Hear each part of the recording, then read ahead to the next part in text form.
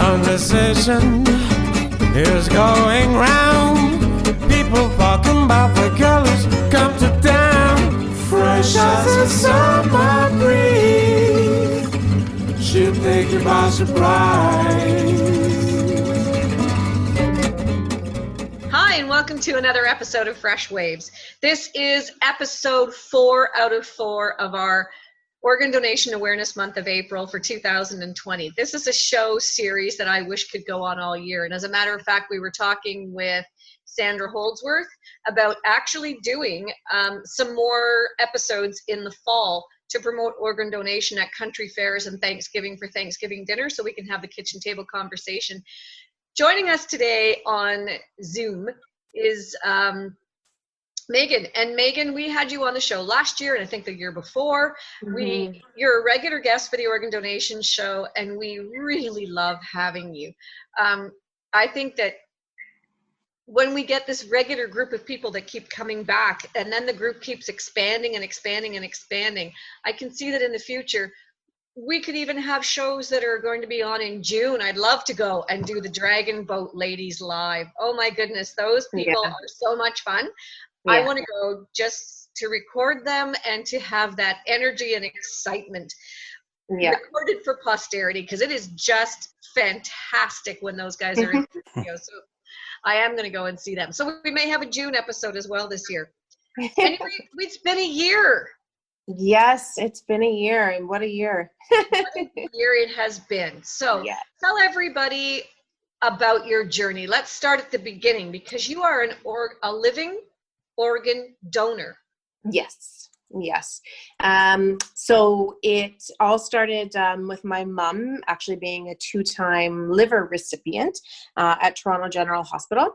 And having been through that with her not only once, but twice, and seeing what a miracle it was, really prompted me to want to give back and pay it forward and really walk the talk, and not just say, thank you anonymously to her donors, not just, spread the word about how good organ donation is. I firmly believe that you really do need to walk the talk. So 3.5 years ago, my good friend, who is also named Meg, had a living kidney donor set up. She actually had 2 set up, but unfortunately both of them fell through within weeks of her scheduled transplant, and her health was really failing, and she was going to pass away if she did not receive a kidney kind of in a very speedy way. So my family and I had the discussion, because really I had been keeping myself healthy and prepared to donate a kidney to my mom, who will one day need one, in addition to the 2 livers that she's received. So we had a conversation, and we said, let's try to save Meg. God willing, someone will come forward and be a match for mom when the time has come. Not really ever thinking that I might be a match for Meg, because we're not related. We're just good friends. So I started the process, and, through the grace of God, passed all of the donation tests. And the very last test that we did was actually the cross-match test. And although Meg and I are not related, we were actually a perfect match, a 9-point match. Sorry, is that a 9 point out of 10? No, it's actually 9 out of 9. So there's 9 points that need to be cross-referenced when donating an organ. So December 8th. What kind of things are they looking for? I guess just really kind of your DNA makeup, your antibodies, your blood type, all those sorts of things. Now we knew that we were the same blood type. And I'm O positive anyway, so I kind of do go along with most blood types. So we knew that we were the same blood type, but we certainly didn't know any of the rest of the stuff. And how amazing that we were a perfect match, and we're not even related. So December 8th, 2016, we had our kidney transplant, and I donated my right kidney to her. And we both just did incredibly. I mean, she went back to work full-time within months. I went back to work full-time within a month. Did not have one complication. It was just the most amazing process. And really, I woke up every single day since that day, a happier, healthier person, because I woke up knowing that my body was able to save someone that I loved very dearly. So as time went on, about a year later, I was in the midst of writing a book on the experience, actually, and writing it just kind of portraying how different it was to be a living donor than watching my mom receive 2 cadaver livers. So the book is actually titled "This Time Was Different." So I was in the midst of writing that, and I got invited to a fundraiser, actually, an organ donor fundraiser down at Toronto General Hospital. And I met a wonderful man who donated part of his liver to a young girl at his church, actually. And just hearing that story and the relationship that they had built, I thought, maybe my journey's not done, and maybe that's why I can't finish my book. So I contacted Toronto General, I contacted my family, and I said, don't think I'm crazy, but I'm going to try for this again. And went for all the liver testing, passed all the liver testing again, which was pretty remarkable that I passed everything twice within 2 years. And I had agreed to do it anonymously this time because I did not know of anyone that was in need of a liver at the time. And actually it needed to be a child because through the testing they determined that I would only be eligible to donate to a child as opposed to an adult this time because of the way the makeup of my liver was.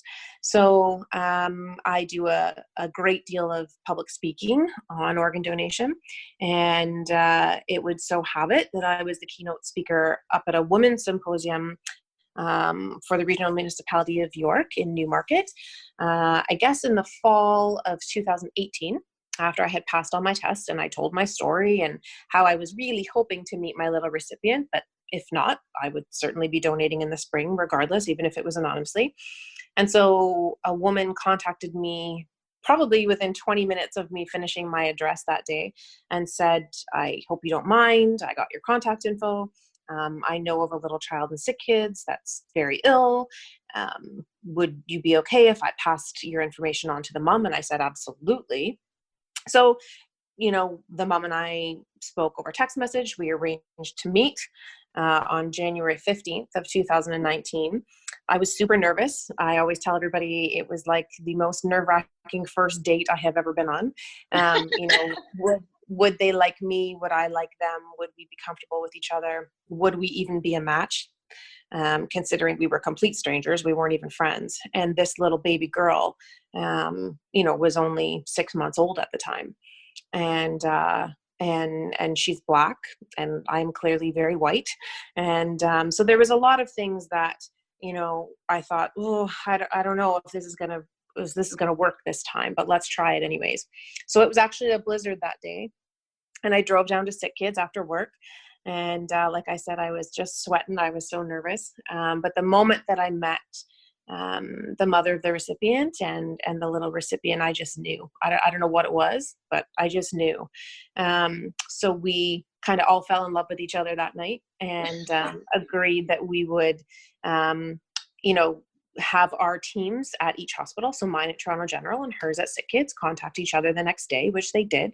It took about a week though, for them to meet and compare scans and all that kind of good stuff they have to do behind the scenes. And then a week later, we were told that we were actually a perfect match.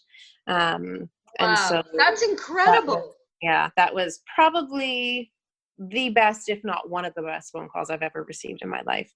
So now that's when we met you last year. That's right. You were on the show last year and you had just found out you were a match. And I think I said the same thing last year. Wow. Yeah. So she had a little bit of growing to do in order for my liver to fit. And so you had to do a pretty strict diet, as I remember. Tell us a little bit about that. Yep. So really all that they ask you to do is be as healthy as you can be and not drink any alcohol for a month before. But I did the same plan that I did the first time around with the kidney through my natural path. So I had no alcohol, no sugar, no fried food, no caffeine for a couple of months before. Which, you know what, it was a little difficult the first time. By the second time, I got used to it really quickly. And I've never felt better in my life because it's just, kind of cutting all the crap out of your diet. Right. So, it was amazing. So I did that, stayed as healthy as I could. She grew and grew and grew and grew, which was just incredible. There were things along the way that weren't easy by any means. So, we were told that we would need some cadaver vessels.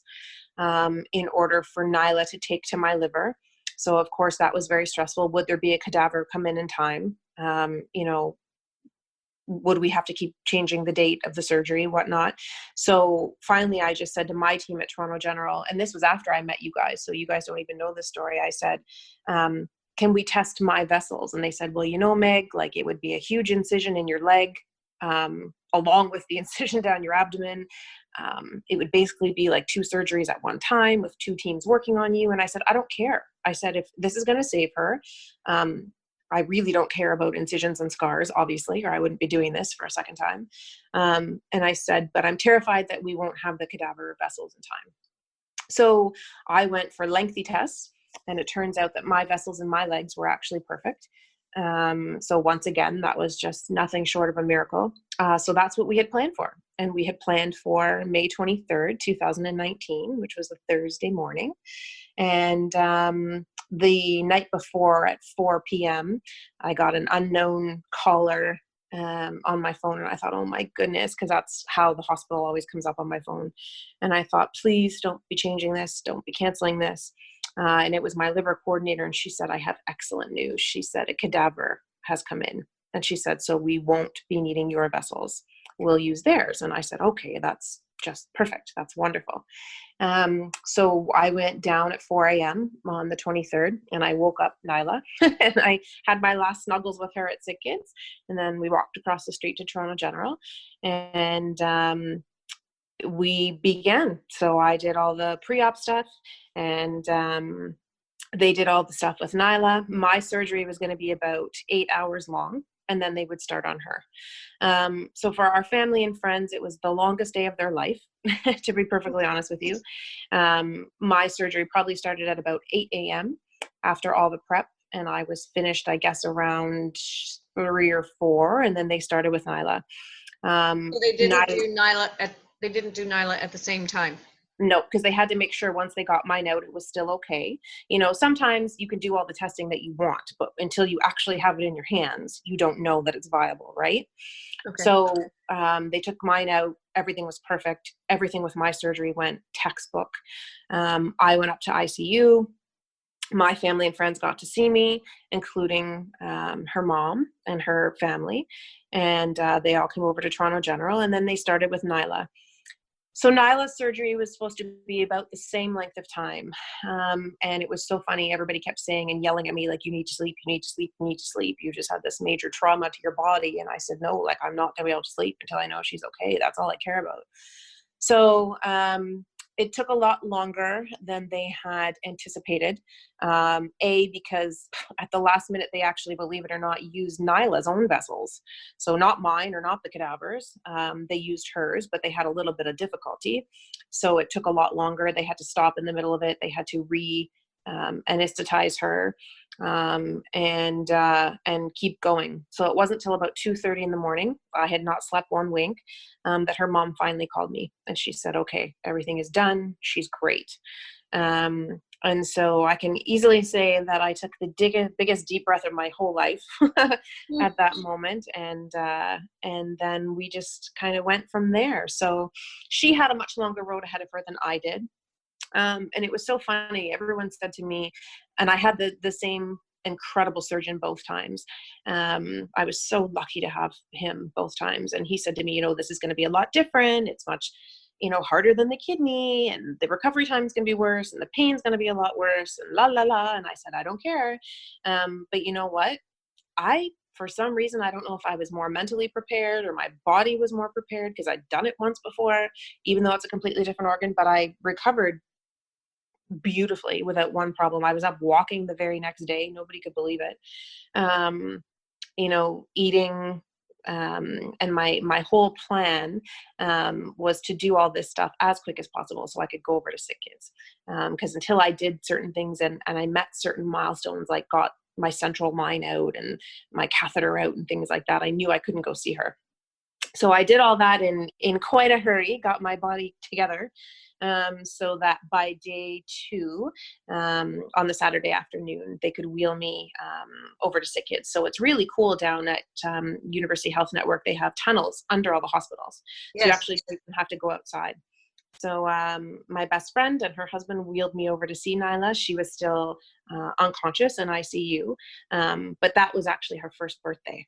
Was the day that I got to see her for the first time. So the ICU nurses at Sick Kids decorated her room all up for her birthday, and I got to give her a squeeze for her birthday, which was just amazing. I went home in 5 days. And Nyla had to stay a little bit longer, about a month longer after the surgery, which is very typical, especially for a child. And then as soon as she got home, she was like a brand new human being. I mean, she was eating for the first time in her life. She started to babble and talk like the minute she woke up from surgery, which everybody laughed and said, yeah, now she's going to be a big mouth because she has your liver. And so she talked, she ate, she started crawling, sitting up, like all things she had never done the first whole year of her life, right? I mean, she had been in a crib at Sick Kids her entire life, and then all of a sudden had this new lease on life. And so we spent some really wonderful moments together last summer when she finally got to go home, and we got to do really fun things like go out for dinners and go to the park and go to friends' houses and things like that. And she just continued to do incredible. You know, every time she would go to the hospital, the news was just better and better. She's on a very low dosage of anti-rejection drugs. She got her feeding tube out finally. Then she got her PICC line out. Back in the fall, she started walking. And a year to the day after I met her, she started childcare this year. And I got to go with her and her mom that morning.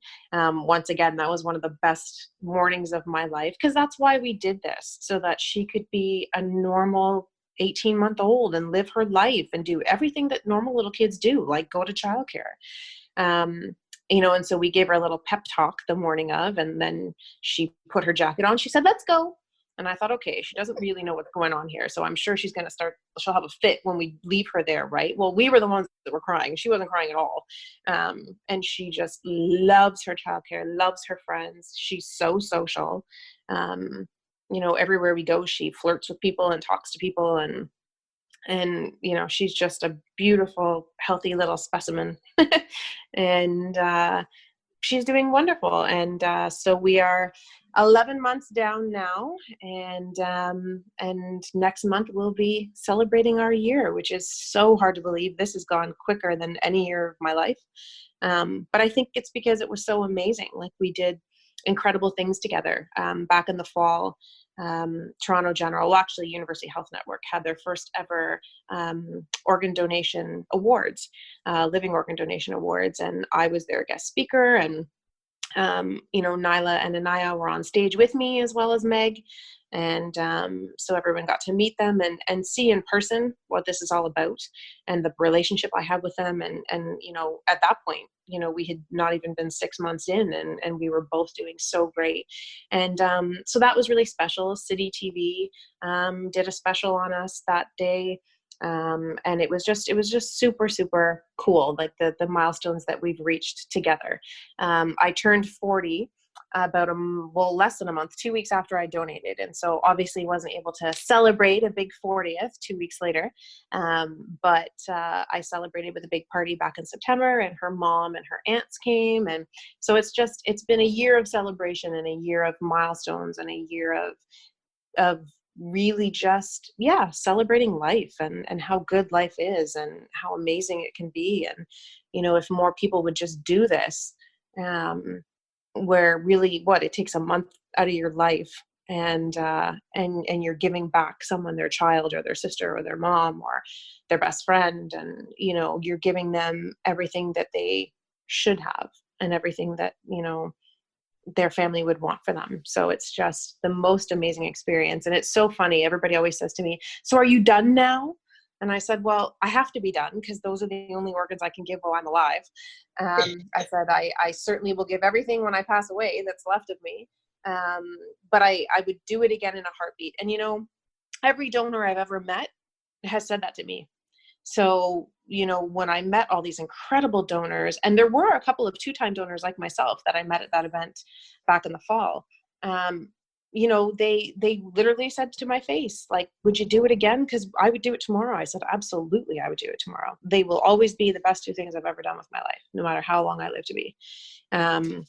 And like I said, I wake up a happier, healthier person every single day, even in tough times. Like right now we're in the middle of a quarantine and this is new and this is hard. And, I'm really missing being able to see Meg and Nyla, obviously.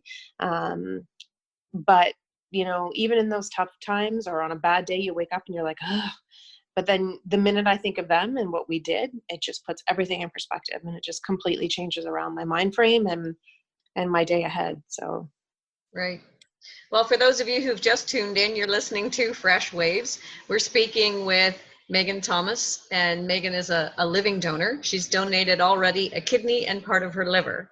Now, we're going to take a little break, and then when we come back, I've got a couple of questions for you because this is fascinating to me. And you've mentioned some really interesting things that I think we should have a chat about. We'll be right back. You're listening to Fresh Waves, so stay tuned. Hi, this is Bren Masson, host of Fresh Waves, Whistle FM's Wednesday morning talk show.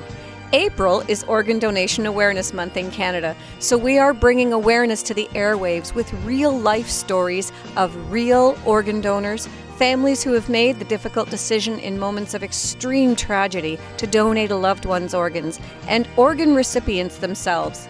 Join us every Wednesday at 10 a.m. to hear these heartwarming and inspirational stories on Fresh Waves. And go to beadonor.ca and register to be a donor today. Today I'm gonna try to change the world.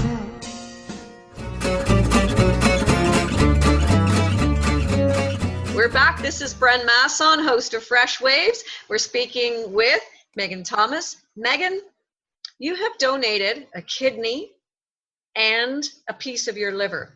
Now, did they tell you at all, well, I'm sure they did, how long does it take for you to regenerate the piece of your liver that was donated? So they say most times medically to be exactly where you were, it can take up to 12 months. But when I went for my 3-month MRI, which was August 25th, I believe it was a Sunday, my dad took me down, mine had grown back completely in 3 months. Wow. So you're a superhero.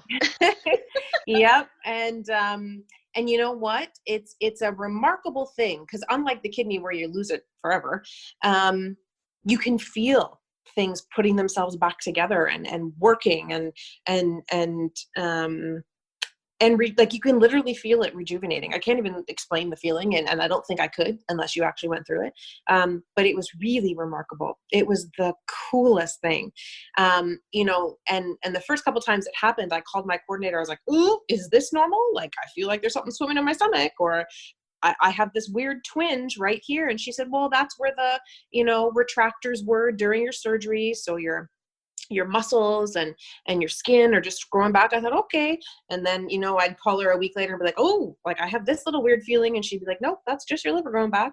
And sure enough, like I even though they've done this for years now, you always wonder if your body will do exactly what it's supposed to do, and if it will do it in the time that everybody else's has. But when I got my results for my MRI, they were like, everything is absolutely perfect. Like, you have a full liver, you're good to go. So bye. and they completely discharged me. Now I do have to go for some tests at the 1 year mark, but that's not because of anything to do with my health. That's just because they would like some statistics to track. So 1 year later, this 40-year-old female, has this liver count, has this bilirubin count, has this blah, blah, blah. But health-wise, other than the foot-long scar down my abdomen, it's like nothing ever happened. Like nothing ever happened at all. So. Now, they can do the kidney laparoscopically, which means they just make little incisions and they use those robotic arms and they take the kidney out and all the rest of it. But that's not the case with the liver. No, it's not. I'm guessing you anything, if I had to place money on it, one day soon that will be, but not right now. So this was very different. I was literally open in two on the table, with cracked ribs, and they took my gallbladder out permanently. So it was a lot. But like I said, for whatever reason, I recovered a lot quicker and even better this time. Mhm. Which no one could believe, but everyone that saw me, like, they were like, you're walking better than you were last time. You're doing things faster. Your skin looks better. Like, it was crazy. So I Wow. don't know. Well, good for you. Mhm. I do know someone who lives in Stouffville, and she was part of the kidney pool where they give a kidney and Yes.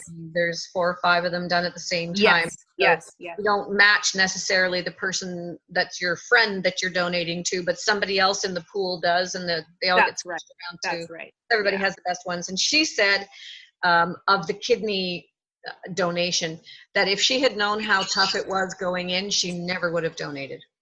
Wow. So I guess other people Wow. have different recoveries and they have different Maybe, right? experiences. She said Maybe, she's right? really And happy for what she did in terms of helping her friend, of course, of but course. that she found the surgery really difficult. And the other Wow. thing we were talking about last week with Rick Bienstock, who is a film director and Mhm. documentarist, Mhm. and Mary Jo, who was in the documentary, we were talking about the conundrum of the fact that although we ethically can't pay for an Yeah. organ from a live Yeah. donor, Yeah. there still should be maybe some compensation. You took a month off of work. Um, and I don't know the second time, probably even more time. Yeah. Yeah. So Yeah.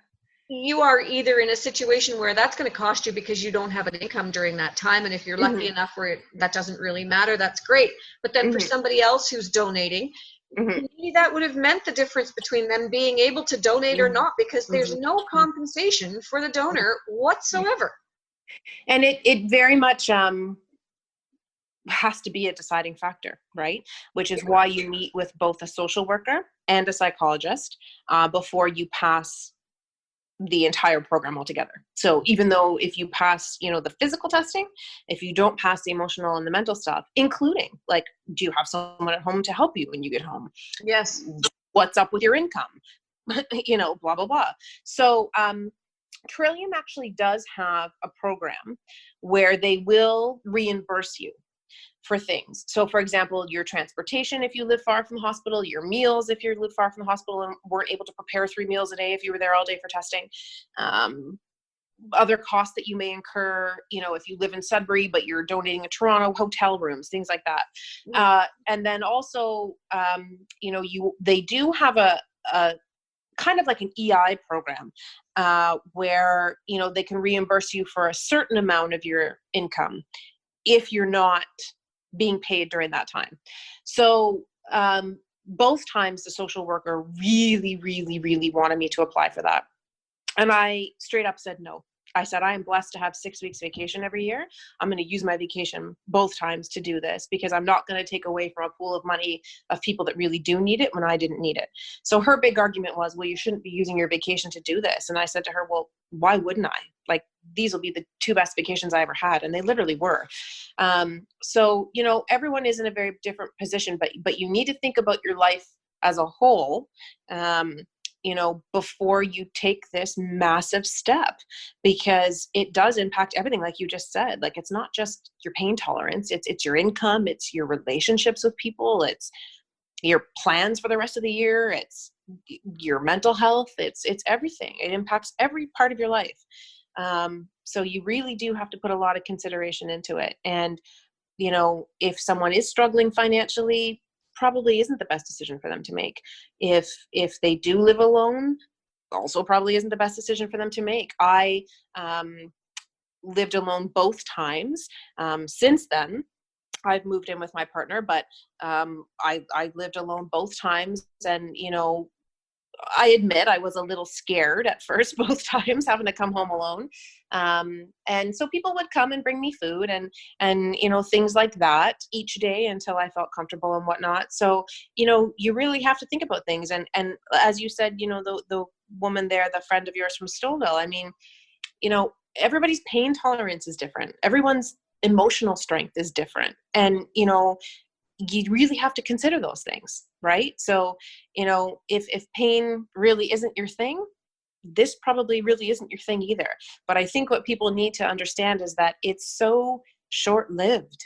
Like, you know, then, and I think that's why so many of us would say we would do it again tomorrow in a heartbeat, because, you know, 3 or 4 weeks of being a little uncomfortable to save someone's life, you know, to me is nothing. So, you know, it really just depends, but it is not for the lighthearted, and is not for people that haven't put a lot of thought into it. So.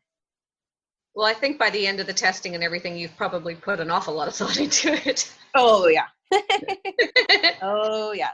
Yeah. Okay, so you mentioned the fact that at the one point they were looking for the cadaver valves and your valves, and then her valves were eventually used. Yeah. That's something probably that I don't think a lot of people think about when they think about organ donation. When they think about organ donation, they kind of think about the big ones, you know, the heart, the kidney, the liver, the lungs. They don't realize that the valves are really important as well. Right. And that's why I have said that, and I'm going to be honest with you, even though Mom had been through this twice, and we have several loved ones that have been through transplants, and I don't even know if Jay ever knew this, but maybe because Mom's were both cadaver, they obviously just took the vessels from the cadaver as well as the liver, right? So I never even knew that was a thing. Until they brought it up to me, and I was like, oh God, like how many moving parts are there to this, right? So that's why it's so important. And in my will, you know, and I've made my family and my partner very much aware of this, is that, you know, I will donate my entire body to science. So it's not just my eyes and my heart and my one kidney that I have left. They can take literally whatever they need. So if they need vessels in order for a little baby to live, then take them. I don't care. I don't need them when I'm gone. So it's amazing though, you know, and some people oftentimes say to me, well, no one would ever want my liver because I drink too much, or no one would ever want my heart because I have a heart murmur, or, okay, well, consider everything else that you do have, because I'm sure there's something that someone could use. Skin is very important, and it's something that people don't 100%. often think about. But you know, 100%. when my son was in sick kids for the first week and a bit of his life, and the baby beside us was born with a condition where he didn't have skin over a part of his body. And unfortunately, it was Christmas time, and the burn unit was full, and there was very little skin.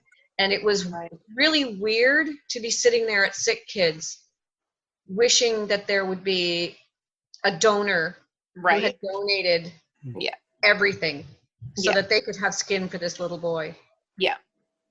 Something I'd never considered until that time.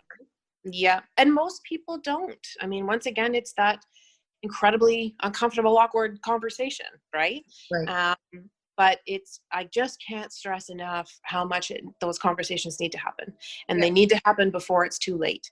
So I would never want my partner and my family, you know, to be sitting there, God forbid something happened to me tomorrow, being like, well, should we do this? Would she have wanted that? I'm not really comfortable with this.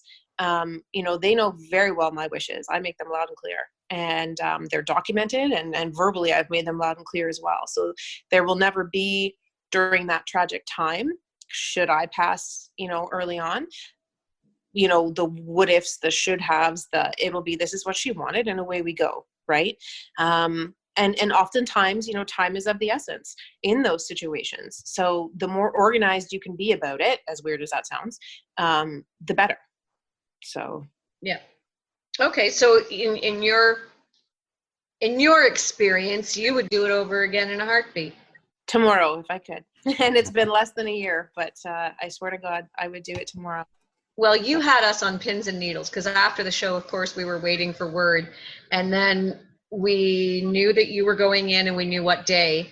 And I'm phoning Jay and saying, have you heard anything about Megan? He's saying, no, haven't heard anything yet. And I said, okay, so I'm not going to worry about it. We're just going to know that, trust that everything is okay.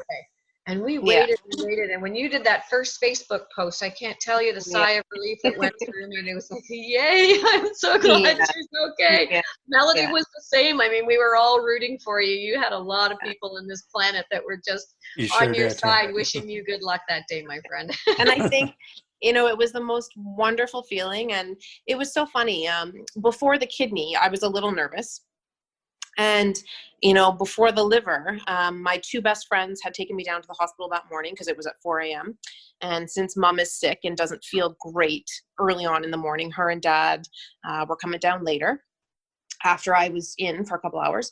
And, so my two best friends are sitting there bawling their eyes out, scared something was going to happen to me, nervous, worried. And, and so the orderly came to take me away, and I said, okay, here's my glasses, here's my cell phone, put it in my bag for me. And they were like, why do you have this massive smile on your face? And I said, because I know I have, like you just said, the whole world rooting for us right now. And I just felt so much peace. I mean, they are the very best in the world at what they do at Toronto General and Sick Kids. And there just wasn't 1 ounce of me that was not prepared, or that was not ready, or that was not comfortable. It was just incredible. And they wheeled me into the surgical room, and they're putting IVs in me here and putting hot blankets on me there, and getting ready to give me, the anesthetic. And we were cracking jokes, and they wanted to know about the baby, and they wanted to know about Meg. And that's the last thing I remember, is how loved I felt, even by the staff there, before I went to sleep. Mm-hmm. It was really, really amazing. And, I think because I had been up all night, so worried about Nyla, because her surgery had taken longer, it wasn't my first thing in the morning to send out okay, I'm alive. Yeah. But then when Meg came to see me, she said, everybody in my family's been asking about you, all my friends at work, blah, blah, blah. And she had taken off the Friday to come spend with me so my parents could get some rest. Because like I said, the day before was the longest day of their life. I said, oh, shoot, maybe I should tell everybody that everything's okay. But it helps so much, knowing that you have so many people praying for you and on your side and willing to help. And, the visits I had at the hospital, the things people did for me when I came home, like I couldn't drive for about a month this time. And, everybody was right there to take me to doctor's appointments, to take me to get groceries, to whatever I needed. So, it takes a village, but I was very blessed to have that village and then some. And I love the fact that, this has touched so many people's lives. And I would like to think has really changed people's lives and perhaps changed people's opinions. Well, somebody asked me last year after the show, what is she getting out of this? I think from listening to you today, I can honestly say that besides the satisfaction of knowing that you've saved someone's life, you've also become a part of someone's life in a profound way. And it seems like you have a whole new family. That's right. I do. In both ways. Now, Meg was a good friend of mine, but our bond has only gotten stronger. And we say it to everybody all the time, like, no one will ever understand this bond unless you have it with someone, unless you've donated or received an organ. We are tighter than, anything that I can think of, really. And we, are each other's biggest fan, each other's biggest support, each other's biggest shoulder to cry on. And I so desperately wanted that with the child that I was donating to as well. But you never know. You never know what that family was going to be comfortable with, or, what their beliefs would be. But God literally just put Nyla and I together that night in January. And, I'm her godmother now. When we're not in a pandemic, I see her once or twice a week. It's just, it's incredible. And, I feel so much love and so much pride and so much happiness when I see Meg doing things like she actually got to go to Alaska for the first time in her life, which she's wanted to do her whole life, last fall. And she was finally, healthy enough to do it. So she just went, and it was the time of her life. And so I was so happy that whole month she was away, because I thought, she wouldn't be here for one thing, and she would never be doing this if we hadn't done what we did. But with Nyla, it's kind of, with a child, it's next level. So every single thing that she does is because we did what we did. So when she started eating, when she started walking, when she started talking, when she went to childcare, when she steals treats out of the cupboard, like, it's because of what we did. So I can't even describe that feeling, and how special that is. And, being able to witness those things, like her going to childcare and like her having her birthday. And, it makes me cry every time I think about all the people that will have passed away during this pandemic because they haven't been allowed to do transplants. And, you know, so many people have said to me, thank God this wasn't last year. And I said, yeah, thank God this wasn't last year, because we would have had a very different outcome. And my heart bleeds for all those families that are, you know, in hospital right now, waiting and not knowing if one's going to come in time because of what's going on. So I think it's also taught us, not that I ever did not know this because of what I've been through with my mom, but you just count every day as a blessing. You appreciate your health. You know, help others as much as you can, because sometimes out of, you know, nothing that you have control over, like what's happening in the world right now, you can't do that stuff. So I think when you can, you just need to do it, because, you know, tomorrow isn't promised, and what happens tomorrow isn't necessarily in our control. So. Wow. All I can say is, wow, what a fantastic story. What a wonderful journey. I'm so glad you're okay. I'm so glad Nala's okay. In the pictures I see of her, she's absolutely adorable. Yeah, she really is. I may be prejudiced, but I think she's the cutest thing in the world. She's full of life, and she looks healthy, and what a wonderful thing you've done. Congratulations. Thank you. I mean, I know you didn't do it for the accolades, but boy. No, never. It's just a wonderful thing to do. And, you know, obviously when there is not even any compensation for the time that you take off of work, you did it with all of the best intentions. Yeah. And that's a lovely thing. So what do you have to say for anyone out there who's kind of skeptical? They're sitting on the fence. They're not really sure what they should do or what they want to do. What would you say to somebody who's kind of wondering about your story now? I would say, please just try. Just try. And as we discussed, if it's not for you, that's okay. It's not for everybody, just like other things are not for me. You know, but you need to just try, because it will be the best thing you ever do. And, you know, if you were ever in that predicament, you know, like, you know, we were told the second time mom needed a liver, she had 24 hours left to live. And if you are ever in that predicament, praying for someone to please come forward and save your loved one. I mean, if you can stop that from happening to even one family, like, wouldn't you want to try at least? So, you know, like I said, it's not for everyone, but maybe it is for you. So just take a look, do a little bit of research, contact Trillium, contact, you know, Toronto General, contact people that have done it before, if you have them in your life. It's always a donor's favorite topic. So I don't think there's a shortage of donors you can talk to about it. So just try. And it's amazing what can happen. It really is.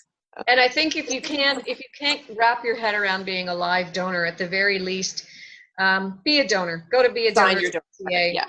Yeah. Make sure that you have registered, because as that wonderful priest said, heaven doesn't need your organs. We need them down here. Heaven knows we need them here. That's right. Absolutely. Yeah.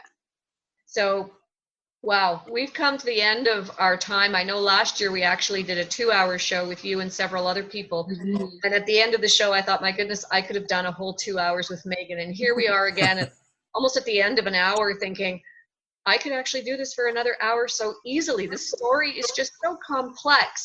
I mean, there's even, my daughter just sent me a text asking what happened to Nala. Right. Born without a liver? Is that such a thing? Right. Or was the liver diseased? I mean, is that what happened to her? She was born with a very, very rare condition called biliary atresia, which they cannot catch in utero. So her mom thought she was having a perfectly healthy baby. And when she came out, she looked like a perfectly healthy baby. And then all of a sudden she got jaundice in her eyes, and she wasn't able to keep any food down. And so they did some testing, and it was determined that this is the condition she had. There is a procedure that's called a Kasai procedure. And that assists usually only, maybe 1 in 100 individuals that have it, babies that have it. And so it didn't work with Nyla, and it hasn't worked with a lot of the babies that I met down there when we were down there last year, unfortunately. So the only option was ever a transplant. Right. And, you know, if you ever think, oh, there mustn't be a lot of children waiting for organs, I mean, there is an entire floor down at Sick Kids, and sometimes more than a floor. I'm going to be honest with you. that will always be the most difficult part of the journey for me. Was I was very blessed growing up. I had never even been to sick kids, let alone anyone that had been. So I can't say enough about what they do and how incredible they are, but it was tragic walking in there every day and just seeing these parents and seeing these children, and you know, you'd be so happy when you heard the news that someone received an organ, but then when there was 75 other children needing them, you just felt defeated, right? And all that would get me through those really hard visits would be, one of these days she's going to get to go home. And so the day that she did, July 3rd, I'll never forget it, you know, was literally an even better day for me than when we did the surgery, because I thought she beat the odds and she's one of these kids that is going to get out of here. So, you know, for all those other little babies right there that are, you know, suffering from biliary atresia or kidney failure or heart failure, you know, I mean, you just feel terrible for them, right? So. Right. Well, I think Ronnie Gabsey was telling us that every day people die waiting for organs, not necessarily children, but people in Canada die every day waiting for every organs. single day. Yeah. Every single day.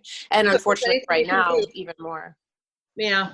Well, they are saying that they're doing emergency transplants for people who are in an emergent situation during COVID-19. But if they can wait a little bit, then they're going to definitely wait.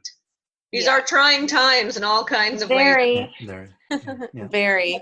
And I think it's a transplant, you know, you want to keep her safe as well. And it must be really trying for her mom again to be in a position where she's to guard her from everything and everyone. It's terrifying, both with my mom and with Meg and Nyla. You know, I haven't been worried about myself not once through this pandemic. It's them that I am terrified for every day, right? So, you know, it's a lot of praying. It's a lot of staying in, and it's a lot of just knowing that no matter how hard this is, it's what needs to be done to save people like that, right? It's so maddening to me that people are not respecting the guidelines around, you know, isolation and whatnot, because I risked my life literally to save these two people, and then these morons are literally risking Meg and Nyla's life, right? So it's been maddening for me to watch some of this go down. But all we can do is do the best that we can do and pray that it'll be over soon. So, yeah. Well, I think that's a great note to end the show on, because we're out of time and I think we should be praying for everybody right now. And I'm going to say, since I never got a chance to talk to you face to face, and this is the closest we're going to get during COVID-19 on Zoom, and I will say thank you, Megan, for everything that you've done. Thank you for being on Megan. the show. Thank you for your willingness to always participate and give back to the community around you in so many different ways. And people like you are very, very special and need to be told how special they are. And you're a wonderful, wonderful person. Thank you so much. Thank you very much. Thank you. We'll talk to you again soon. Not next year. Absolutely. We'll talk to you soon. Absolutely. Sounds good. Okay, thanks everybody. You've been listening to Fresh Waves, and we'll be back again next week. So do stay tuned, because there's always something new coming up on Fresh Waves.